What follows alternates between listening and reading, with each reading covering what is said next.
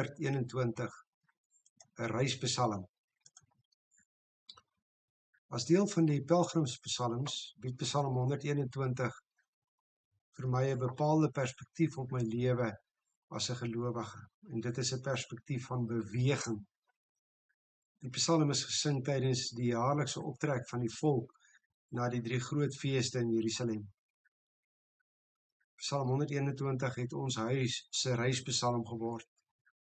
Voordat iemand vir 'n tyd uit die huis uit is, of toe die kinders die huis verlaat het ons altyd na hierdie psalm teruggegryp. Psalm 121 is inderdaad 'n mooi voorbeeld van 'n reispsalm. Psalm op pad, psalm vol beweging. Die digter kyk na die pad voor hom. Sy voet gaan op 'n pad wat hom dalk kan laat struikel. Hy sien die skaduwee wat die oop son aan sy regterhand gooi. Hy trek bedags, hy trek snags, hy gaan in en hy gaan uit. En bewegings hou natuurlik risiko in. Ek moet opkyk na berge wat ek moet oor. Daar is die moontlikheid dat my voet kan struikel, die son my bedags kan steek en die maan my snags kwaad kan aandoen.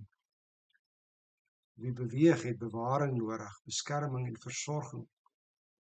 'n Reisiger is blootgestel en afhanklik. Hierdie is egter nie vir die gelowige sommer 'n gewone reispad nie. Hierdie reispad het 'n einddoel en lei na die tempel van die Here toe. Dit is 'n reis in en na die teenwoordigheid van die Here toe.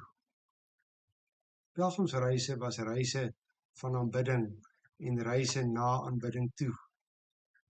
Reise wat elke jaar 3 keer weer en weer en weer onderneem is. Elke keer van vooraf en elke keer na dieselfde plek toe. Jerusalem toe, tempel toe, die teenwoordigheid van die Here toe. Dit is 'n reislied wat sing van trekpad saam met die Here. Sy naam word baie in die lied gebruik. Dit is terselfdertyd 'n reislied na die Here toe. En so is die lewe vandag nog vir 'n gelowige op 'n pelgrimstok, op pad na 'n vaderwoning. Elke dag gaan ek op hierdie reispad. Elke week na die samekomste van die gemeente toe. Elke jaar deur die geloofsritmes van Kersfees, Paasfees, Opstanding, Hemelvaart en uitstorting van die Heilige Gees. Dis ook 'n reis deur verskillende lewensfases heen. Dis teen opdraande op en teen afdraande af baie. Dis soms gelykpad, soms grondpad, soms teerpad, soms deur slaggate heen, weer en tog op pad na die ontmoeting met die Here toe. 'n Reis wat nooit hier op aarde ophou nie. Geliefdes, ons durf nie stil staan en stagneer nie. Dis ons eerste geneigtheid om te stop, om in veiligheid nie op die pad te gaan nie, om te leef asof ons reeds gearriveer het.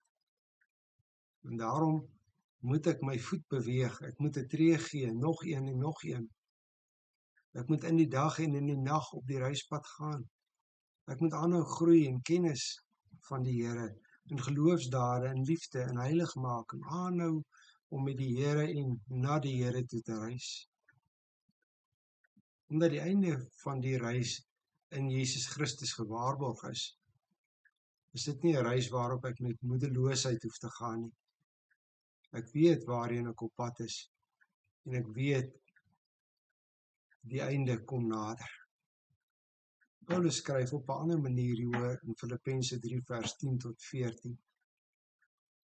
Al wat ek wens is om Christus te ken, die krag van sy opstanding te ondervind en deel te hê aan sy lyding, deur aan hom gelyk te word in sy dood, en die verwagting dat ek self ook deel sal hê aan Jesus. Ek sê nie dat ek dit alles al het of die doel al bereik het nie, maar ek span my in om dit alles myne te maak, omdat Christus Jesus my reeds syne gemaak het. Ek verbeel my nie dat ek dit alles al het nie, maar een ding doen ek maak my los van wat agter is en ek strek my uit na wat voor is. Ek span my in om by die wenstreep te kom, sodat ek die hemelse prys kan behaal waartoe God my geroep het in Christus Jesus. Ek weet nie waar jy vanaand op jou pelgrimspad staan nie. Dalk het jy opgehou om te beweeg. Dalk is jy nie lus om weer te begin nie. Dalk sien jy die kans vir die bergpad voor jou nie, vir die dag van hitte of die nag van koue nie. Liefdes, gee maar weer 'n tree. Hou aan beweeg. Jou lewe is nie 'n doellose gerondrentel nie. Jy is op pad na die Here se volle teenwoordigheid. Die wenstreep is voor jou. Die hemelse prys in Jesus Christus is daar. En die Here wat die hemel en die aarde geskep het, is reeds jou bewaarder op hierdie reis. Goeienaand.